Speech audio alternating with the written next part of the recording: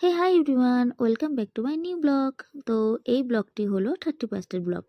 তো অনেক দিন বাদে আমি আর শুভ চলে গিয়েছিলাম হলো 31st একটু ঘুরতে। ওর তো সময় হয়ে ওঠে না, তো অনেক জোর করার পরে আমাকে নিয়ে গেছে ঘোরাতে। তো আমরা সেদিন গিয়েছিলাম হলো লতাবাড়ি গ্রিন পার্কে। তো এখানে আমরা এই জায়গাটিকে বলি পিএমজে, কিন্তু অনেকেই জানে এই নামটি হলো লতাবাড়ি গ্রিন পার্ক নামেই পরিচিত। তো আমরা সেদিন আমাদের বন্ধু ধাবাতেই গিয়েছিলাম। ও নতুন খুলেছে আর এখানকার অ্যাম্বিয়েন্স খুবই সুন্দর। তো আমরা বসেছিলাম হলো নদীর পাড়ে। এখানে সেদিন অনেক ঠান্ডা ছিল, আর যত রাত হচ্ছে তত মানে কুয়াশাগুলো আরও বেশি হচ্ছে।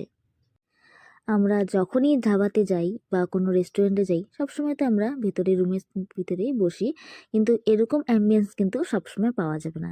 তো তার জন্য আমরা দুজনেই ভাবলাম যে আমরা এখানেই বসবো আর এই অ্যাম্বিয়েন্সের মজাটা নিব।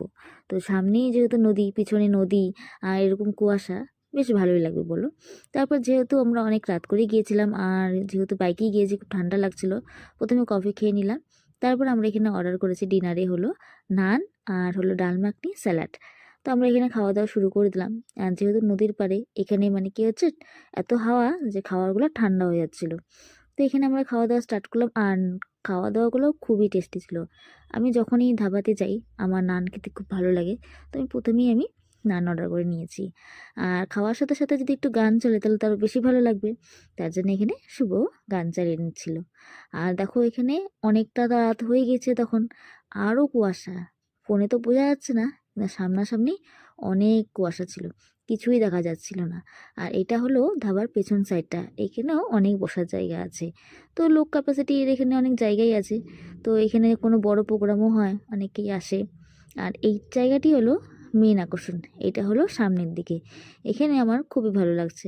তো এই জায়গাটিতে আমি অনেক ফটো ভিডিও ক্লিক করে নিয়েছি। ছেলে মানুষগুলো যেটা হয়, ফটো ভিডিওতে খুব একটা তুলে দেয় না।